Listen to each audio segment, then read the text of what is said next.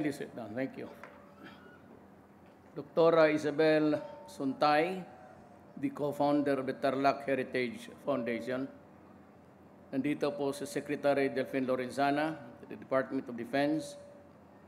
General Anyo, kaka-take oath lang niya as the Chief of Staff of the Armed Forces of the Philippines.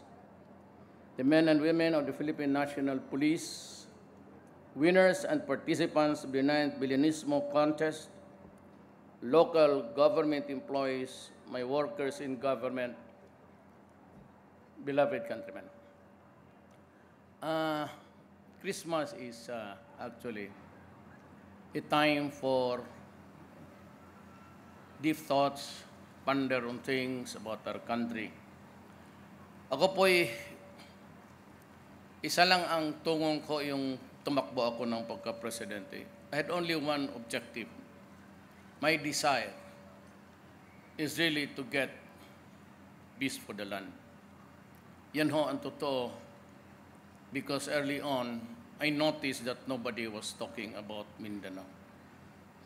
And sadly, is the most troubled land in the Philippines.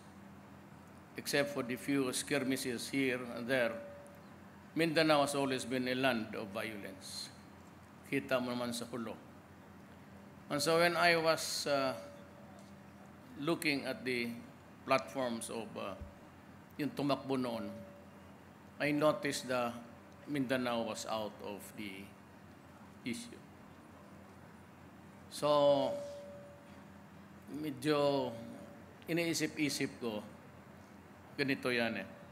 Now that I've won, I go to every camp of the military and of the police. At yung iba dito, especially kayo, the early beginnings of the insurgency, the NPA, the Communist Party of the Philippines. Alam mo po, we are aching for peace. Kaya I went out of my way to initiate talks with everybody who was at war with government. Nung nanalo ako, kinausap ko yung mga komunista at sinabi ko, look, we have been fighting for 45 years. You add another 5 and it would be 50 years of an insurgency. Wala naman tayong nakuha. Except the lives lost. Yung mga sundalo ng NPA, pati sundalo ng gobyerno. Of course, ang mga taga-gobyerno, medyo may reservation sila. Yung iba naghihinakit. But in the military camp, I always say, you have to understand that we are fighting our own countrymen. It's blood of the Filipino. Kaya ang kanta dito ng mag-isa lang ang lahi. And so with the Moro of Mindanao, they started almost at the same time. I think yung Moro insurrection started in Cotabato in 1972. A full-blown revolutionary movement. Ganun rin. Sabi ko sa kanila, look, Nur Miswari, Brad, kailan pa ito matapos? Ngayon nandito na tayo, magkaibigan tayo. Why don't we seize the moment and talk? At sa awa ng Diyos naman, because of the Zamboanga siege, he was in hiding. There's a warrant for his arrest. And I told government, lahat na police pati military and all, I said, look, if you do not allow Miswari to come out from the forest of Sulu, we'll never get to nowhere. Alam mo, sabi ko, ganyan lang yung taong yan, but we need to talk to him.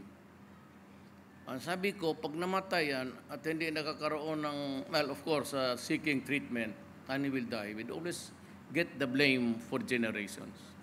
He may be old, but Miswari actually is an icon sa mga Tausug, pati Sama tribe, pati yung Yakan. He's an idol. And his name is almost sacred sa mga matatanda. At we have to talk to him. Sabi ko, let him out. I will just talk to some people. Palabasin siya. And hayaan mo na lang. We will not or cannot detain him in our prison because if he dies in our custody, forget about talking peace. It will inflame the entire Moro people in Mindanao. When I was able to talk to the MI, we are on talking terms, and we have prepared an agenda, the modality, kung papaano namin. So we are left with the extremists, yung maote, but they are few, but very vicious. And they say that they are connected now with the Abu Sayyaf and of course yung ISIS. It's scary, but we have to defend our territory and the Filipino and the sovereignty. We cannot afford a dismemberment of. I will never allow my country during my time to be fractured. I will go out of my way and talk to whoever who wants to talk. Yan no ang philosophy ko. That's the reason why I'm here. I do not think that I've reached this place during the campaign, but I am doing it for you, for your children, and for the country. Wala akong ibang hangarin. I assure you, ibigay ninyo ang federal system. Ibigay natin sa kanila. Short of a federal system will not appease the Moro people. Sabihin ko sa iyo, this will last forever. Ang inihingi lang nila, a measure of autonomy is the federal system. Payag ako niyan kasi federal, the government is run by the Prime Minister and the Cabinet actively and members of Parliament also. That's what they want because they have a higher form of autonomy. State, region by region, kung anong gusto ng Pilipino. But we have to grant him the concession. Alam mo, bago dumating si Magellan sa Mindanao, sa Pilipinas, Islam was already thriving in Mindanao and Sulu for 100 years. Sila were part of the Sri Visayas Empire. But they were conquered by the Spaniards kasi sila yung may gunpowder which are very alien to everybody there. Takot na mag-ganon. And so easily, with the swords and all, they conquered the Philippines hanggang Luzon. But the Inholo, in Mindanao, may poste sila eh. Ang poste nila, Islam. So default the Spaniards, default the Americans, and they're still fighting us because they think that we are the lackeys of the Americans. Sabi ko, no, we are not. And they hate to see foreigners, troops in Mindanao. Galit sila because they think or they believe that the government of the United States is using us, our soldiers, to kill them, which is absolutely garbage. Eh ako nga hindi ako papasunod-sunurin mo ng, kita mo nung magmura ako. Wala akong pinatawad, lahat sila. Well, I have also because, you have to understand me. Maybe you cannot understand me now, but later, in a few years, if you think about it, you'd understand my reaction. Kasi parang pinapalabas tayo na patay gutom na tao. It's an idiom actually of the Visayans. I don't know if it's still the same with you. Parang patay gutom tayo kung magsalita sila. Kaya nabuisit ako. Ayun, nakatikim sila ng isang katirbang mura. Okay lang. Gusto ninyo eh. So we will never, I assure you that we are in an independent nation. I will never allow somebody higher than us dito. It's gonna be the Filipino who runs this country. Now, I hope that itong sa Mindanao, I've talked to Murad, I've talked to the MNC Normiswari.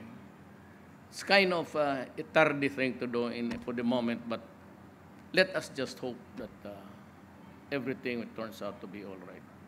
Ang gusto, wala talaga ako. Kung ibigay yan ngayon, if there's peace in Mindanao, I assure you, pag meron ng federal, ang term ko is 6 years. But if they can craft the federal system which will provide for a strong president, I will step down even if it's less than 6 years.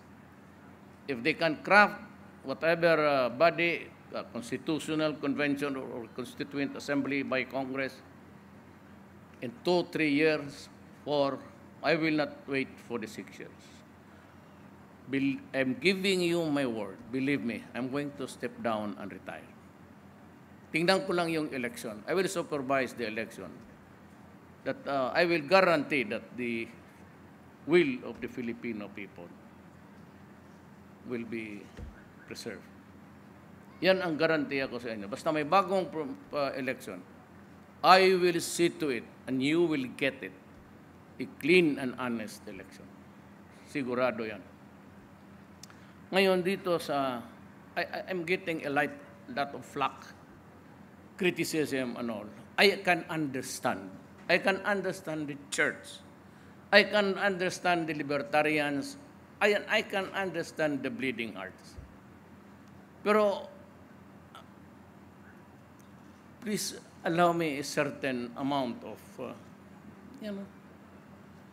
there are 4 million drug addicts. The sheer number, we would have never known kung hindi ako nanalo pagka-presidente. In Davao, it was already a severe problem. And sabi ko, I cannot allow the criminals to overrun the city. We cannot progress and develop unless there is peace in Davao City. And so sa awa ng Diyos, by the grace of God, we're able to hit 9 growth rate. That's the highest in the country. And only because nagdipatan na lahat doon, pati mismo, not only business, not only investors, pero yung young married Filipino couples na Cebu, taga rito, nag-settle down doon to run. Kaya ang Davao may middle class. Wala masyadong yung unemployed sa Davao.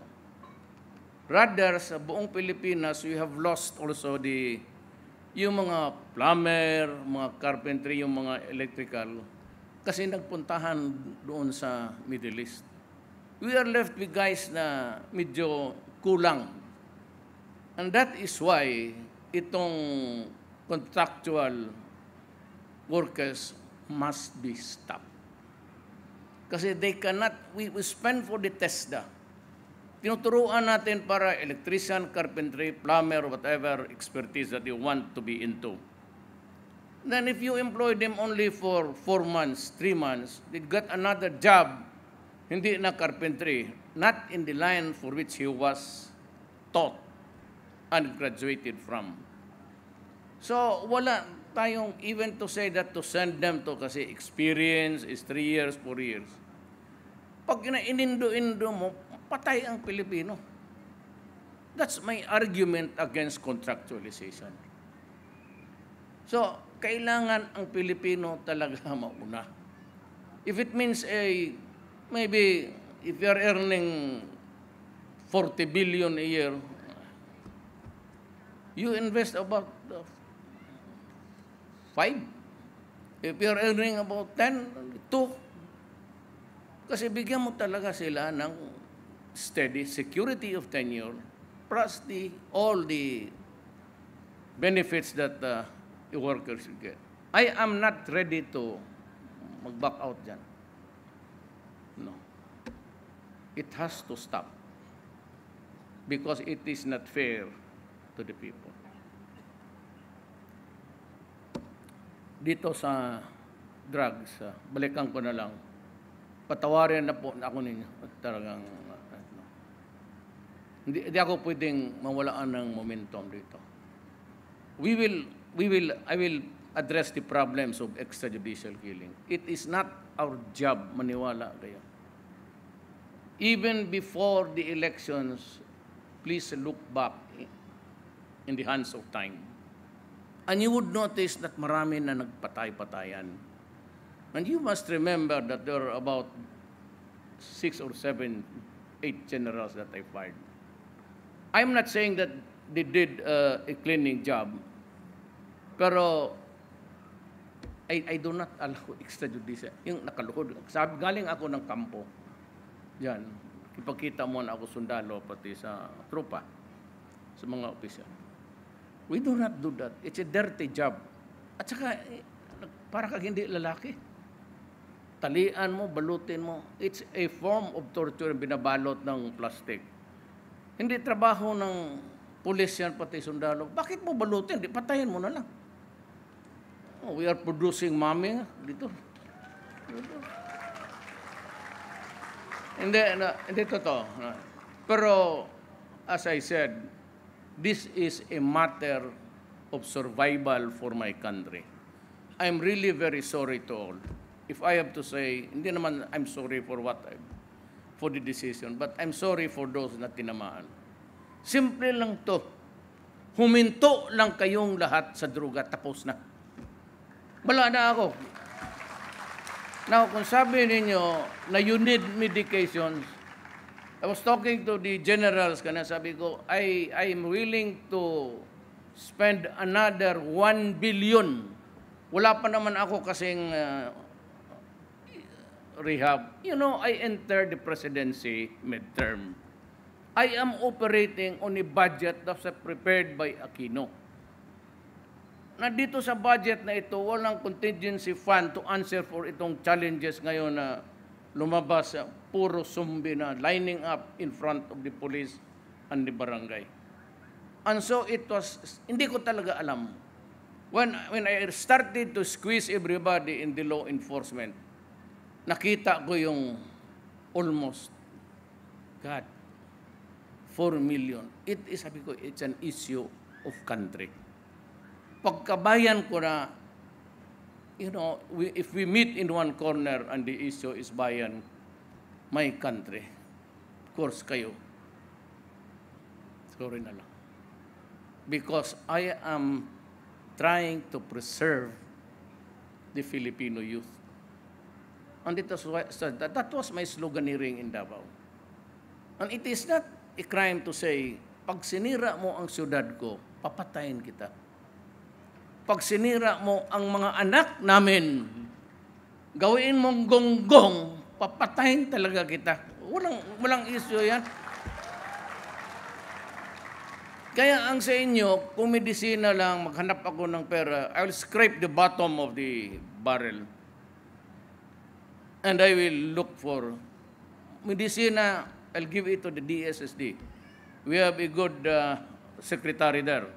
She's a leftist, si Tigualo. He was in prison for about 8 years, Marcialo. She's very strict, so I'm quite comfortable giving him large amounts of money. Kasi yung una, meron na kayo dito, I released 1 billion, sabi ko, ibigay mo, punta lang kayo sa DSSW din, social workers. I released recently 1 billion to answer for yung mga resita na walang pera Pilipino. Yung paski sino, all over the country. Pag wala pa maghanap ako ng pera, basta this Pasko, you can have your medicine. Resita, may doktor, punta ka sa DSSWD. At ibibigay sa iyo yung medisina mo. Now ito, I'm willing to spend, I said, anong perong pa ba? I'm targeting 1 billion for yung mga tinamaan na tranquilizers nila. Kasi pag nagganon na yan, yunod sa sedatives. Habang may pera pa itong taon na ito, bagong budget na next year, doon kayo maghingi ng mga sedatives ninyo. Supervision ng government doctor.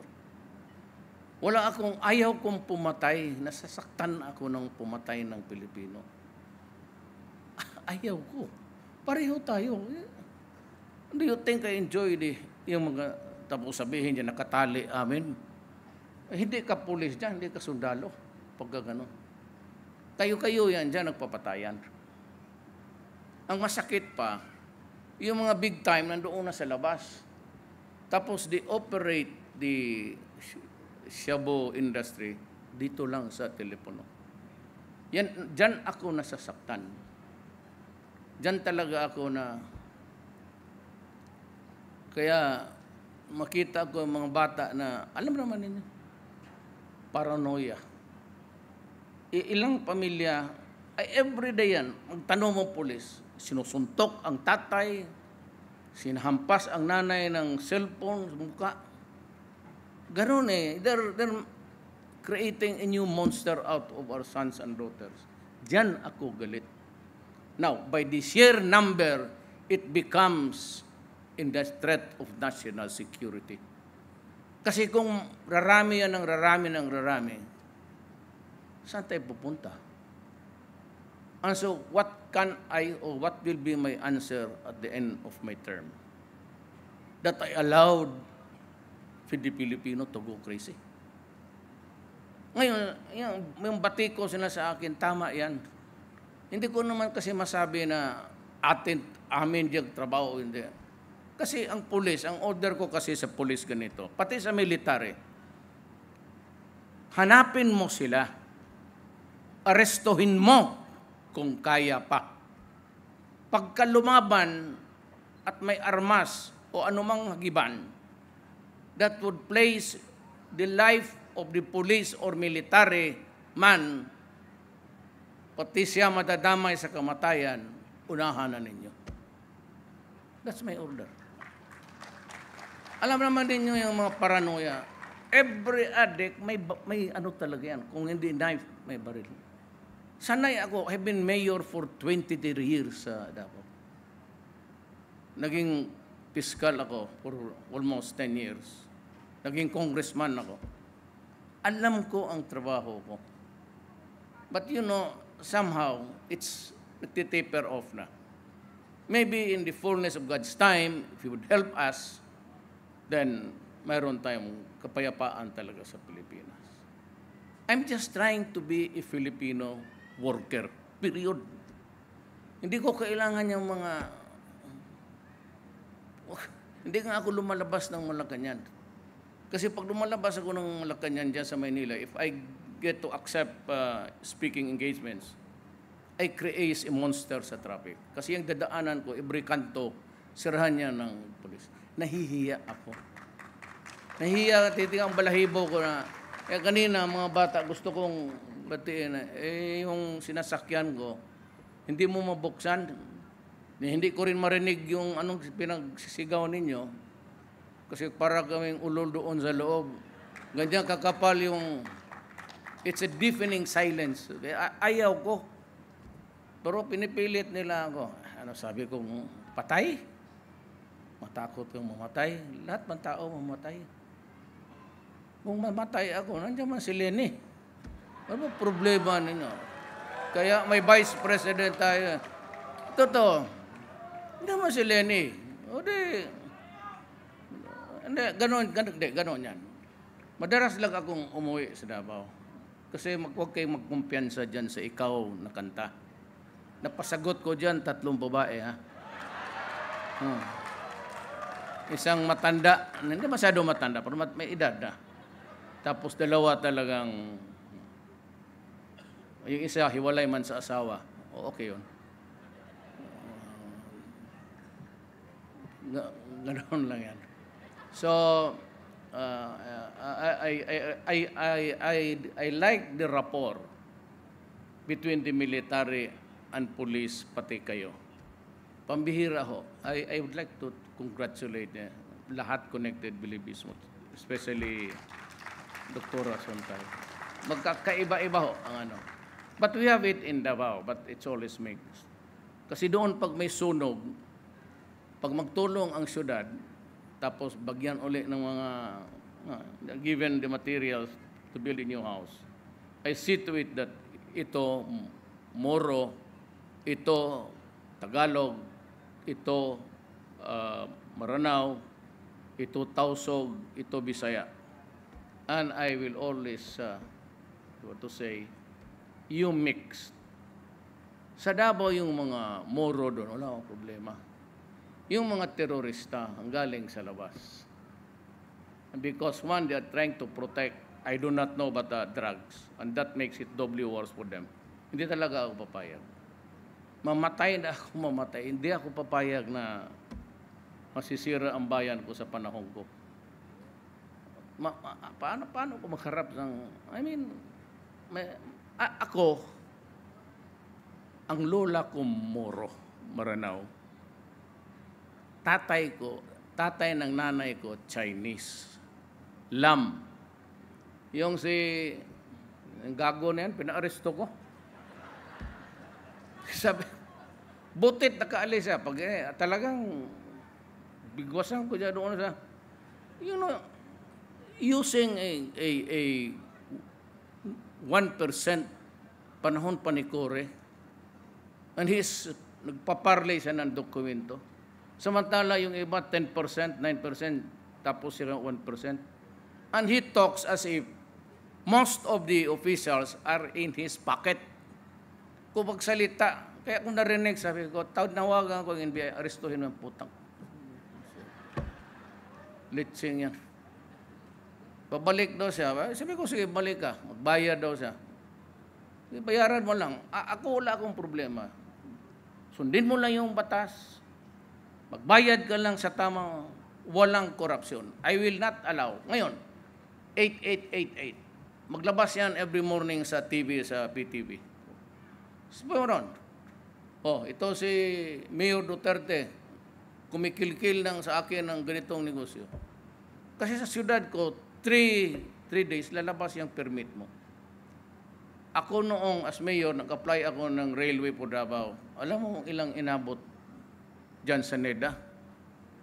Naging presidente na lang ako, nandiyan pa yung application, kaya sinira ako sa harap nila.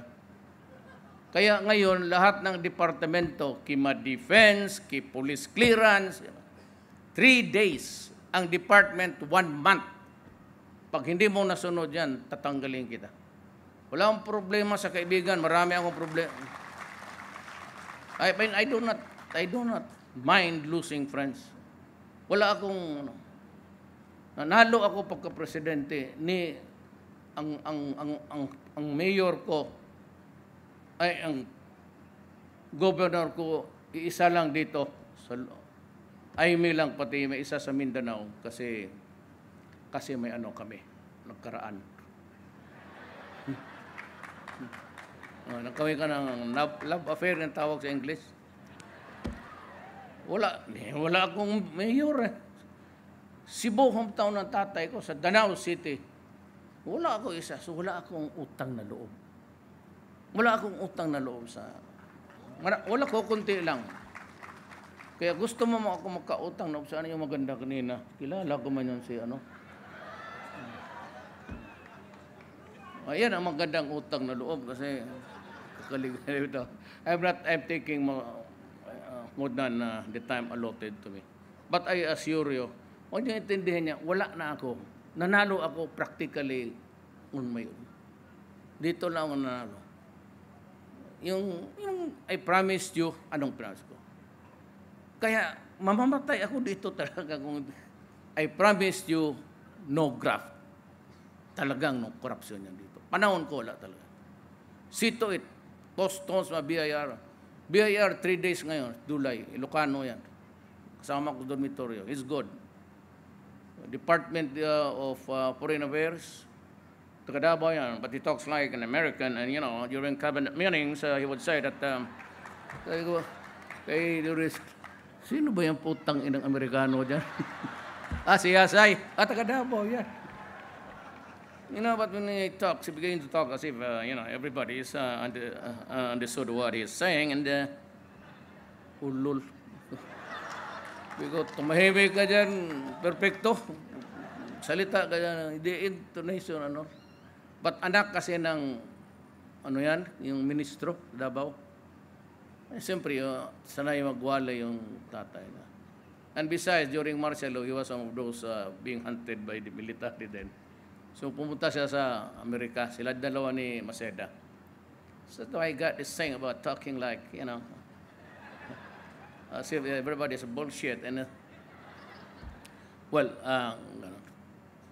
okay ang kabinet ko. Dulay is from Baguio. Tugade is from Cagayan. Yan ang valedictorian namin. Bit Aguirre was a magna cum laude.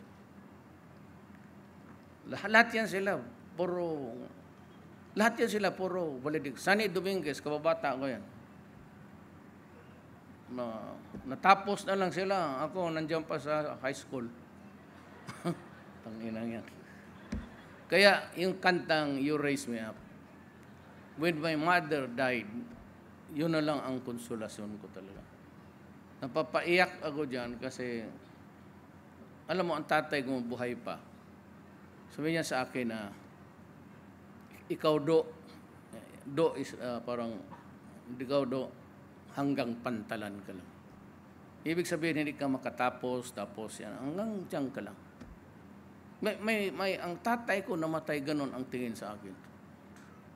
Painom-inom, ligoy. High school nga, 7 years. Sabi mo sa nanay ko, may isang, Rodrigo, kailan ka matapos? 75 ng 75 ko, okay mo yan, ma. Basta makaakyat lang. Totoo. Alam mo ba na hindi ako nakatikim sa College of Law meron? 1990 ako, pero kasi takot na. Wala ang tatay ko. But when my mother died, she was 96. Talagang tinamaan ako. Yung kanta na yan. Pag kinakanta ko yan sa bar dyan, karaoke, hindi ko matatapos, iiyak ako. Kaya yung nanay ko, my mother she stood for me. Basta siya, sige lang, maski 75. Pero alam mo, ilan ang valedictorian dito in this crowd? Sabi ko yung totoo. 2, 3. Ilan? 1, 2, 3, 4, 5, 6, 7. Wow. Marami tayong material. Ang 75 lang. Halos lahat. See? Tsaka alam mo, totoo lang, dahan-dahan lang sa buhay. Huwag lang pumasok ng siyabo, yung kalukuhan. Alalay ninyo ako, I as a matter of fact, if it's between life and death or something, you cannot solve. Everybody is invited to go to Malacanang. Sabihin kong, pati sundalo sinabi ko, pag may problema ka, tapos sabihin mo, itong gobyerno, puro salita. Wala, no? Maghiram ka lang ng pamasay, reimburse kita, tapos yung demand doon sa gwardiya na gusto mo akong makita. Tapos papasukin ka, kung wala ako dyan, somebody will attend to you. But that, hindi palasyo yan, huwag kayo maniwala na, kahoy lang yung iba dyan. Hindi mo talaga yung palasyo. It's called palace. Just a piece of house there. It is not really intended for me. It's inyo yan. Pasok kayo. Gusto ninyo manood, magbigyan lang ako ng, tawagan lang ninyo ang 8888. Sabihin ninyo na kami. Huwag lang masyado marami kasi magalit yung babae dyan na sungit. Yung parang mayorduma dyan. Pag yung putik-putik na yung yung kukunti lang, mga 20, especially students. Gusto ko yung mga bata, kaya grade school yan, they should be allowed first. Mga student, high school, gano'n. Gusto ko sila muna. Inyo yung Malacanang, hindi yan sa akin. Hindi yan, ating lahat yan. Hindi nga ako natutulog dyan. Hindi ako natutulog sa Malacanang. Hindi ko lang sabihin kung saan baka ma-assassinate ako. Diyan lang ako tabi-tabi. Kay putris yung Malacanang. Baski araw, nagmumulto. Ang tatapang ng multo sa Malacanang. Usually, ang multo gabi. Mga white lady dyan, harap-harapan sa araw. Ibang klase ito. Kasi, Mayor, saan ka matulog? Hindi dito. Secret. Pero totoo, I do not. Kaya, kung maghanap kayo, patayin ninyo ako, sasayang kayo ng panahon. Wala ko dyan sa Malacanang. May isang hotel lang na maliit, pero sekreto. Small hotel, parang days in. Pero malinis. Ang importante, ang kwarto malinis at kung sino ang kasama mo. Ba?